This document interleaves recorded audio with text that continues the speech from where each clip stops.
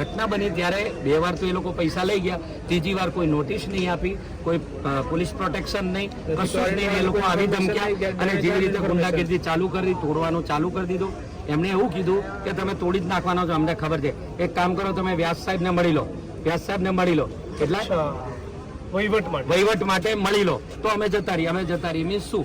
ભાઈ થાકી ગયા કે અમારી પાસે પૈસા નથી, ભાઈ અમે તમને એટલી જ રિક્વેસ્ટ કરીએ છીએ, હાથ જોડીએ છીએ. પહેલા રમેશભાઈએ કીધું બરાબર કે તમે જે કરવું એ કરો, તોડી નાખો, કઈ વાંધો નહીં.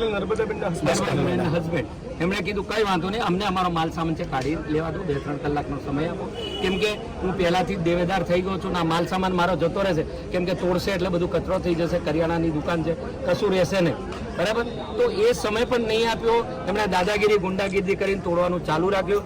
છેલ્લે મેદાને એ દીકરીને બેનને આવવું પડ્યું અને સામે આવીને એમણે એવું કીધું કે તમે મારી દુકાન તોડી નાખશો, 2 વાર તમે રૂપિયા લઈ ગયા છો, હજી તમે ધરાતા નથી. બરાબર, હું થાકી ગઈ છું, મારું હું જીવન ટૂંકાવી નાખી, હું મરી જઈશ. કે તું કાલે મરતી હોય તો આજે મરી જા, અમને કઈ ફરક પડતો. કોણ બોલ્યું? આટલી જાડી ચામડી ના 2 હાર્દિક પટેલ ને આ શું નામ છે એમને? તેજસ પટેલ. બરાબર, તેજસ મકવાણા. અને વ્યાસ કોણ? વ્યાસ એટલે એમનો મોટો ભાઈ,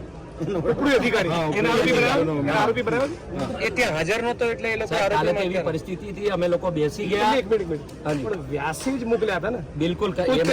એનો મતલબ એ થયો ને, તમે વ્યાસને મળી લો, વ્યાસને વાત કરી લો, એનો મતલબ ઉલ્લેખ સાહેબ તમે કરાવડાવો, ઉલ્લેખ કરાવડાવીએ, જાણવા નથી.